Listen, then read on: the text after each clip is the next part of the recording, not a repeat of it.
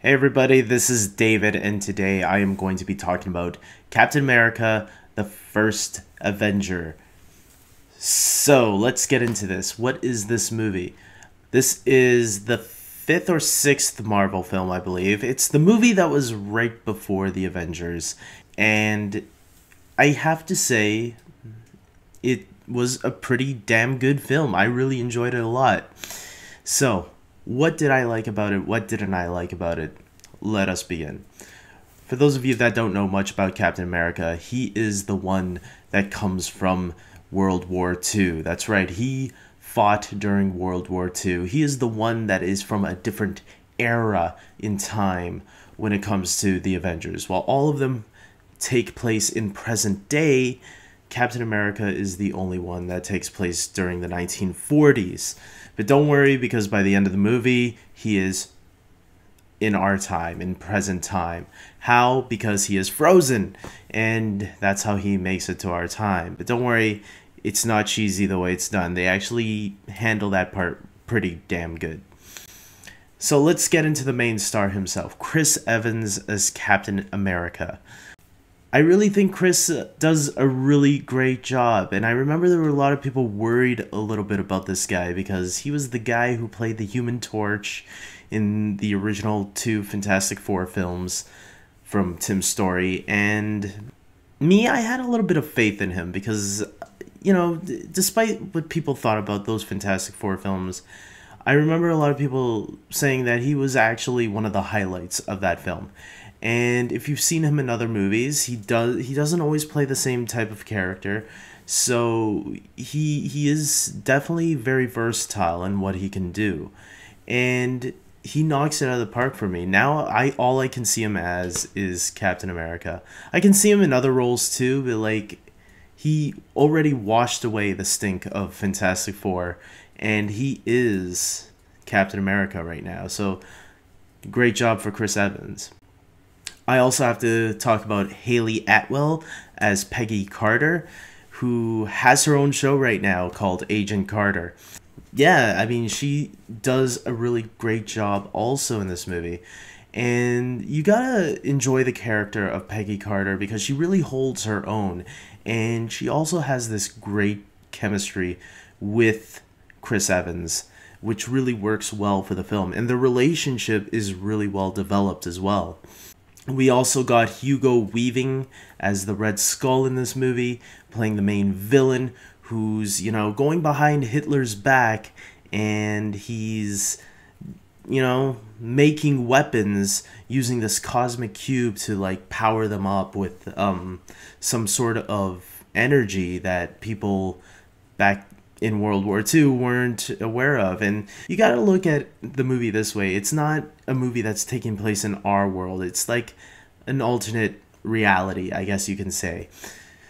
A what-if scenario. So, of course, this stuff didn't happen back then, but just go with the movie because it's fun. And Hugo Weaving, to me, does a great job at playing the Red Skull. I don't think any actor does not do a great job. I think all the actors pull their weight.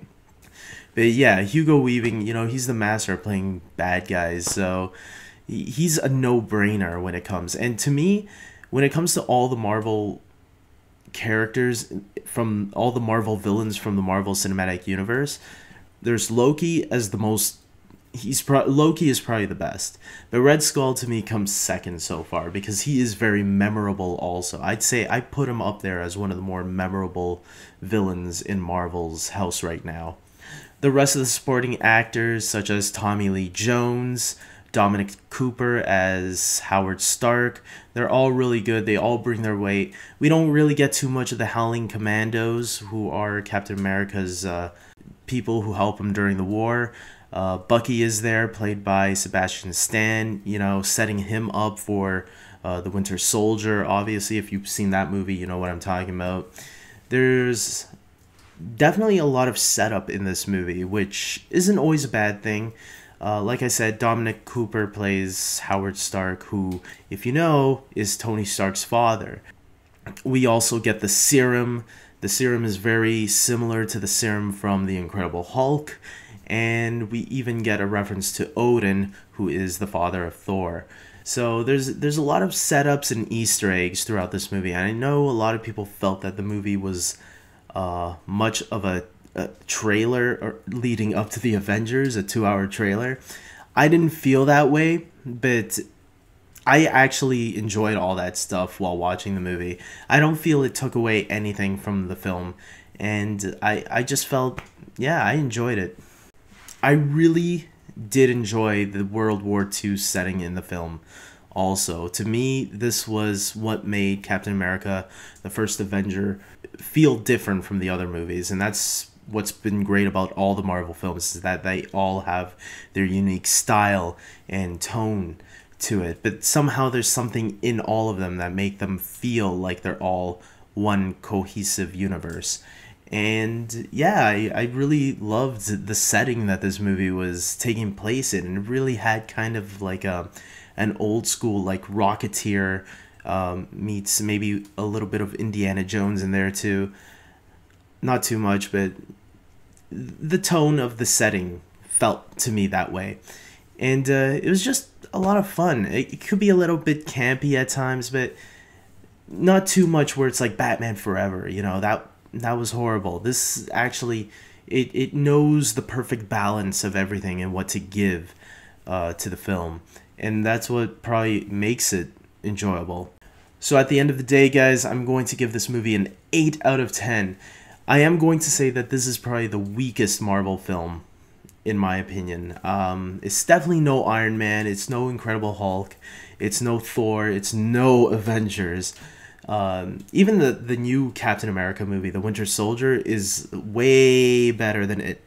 I know 8 out of 10 seems like it's a little bit too high, David. What are you doing? The weakest, it might be the weakest on my list, but I really enjoy this movie a lot. I know it gets a lot of a lot of, not hate, but I know a lot of people like to rat on this one a lot and say, oh, this is not that great. But really, if this is not the best one, that's not really saying much for me. To me, this is a great film. Even though it might not be the best one, it's still a really enjoyable film, and I just watched it again. That's why I'm reviewing it, right? So I think there's a lot there to really enjoy and really take from, especially if you're a fan of the Marvel Cinematic Universe as it is. And it is the one that leads right into the Avengers. So if you are a Marvel fan, if you're a fan of everything that Marvel has done, and you haven't checked out Captain America, the First Avenger, check this one out because I think you'll enjoy it. So until next time, guys, take care.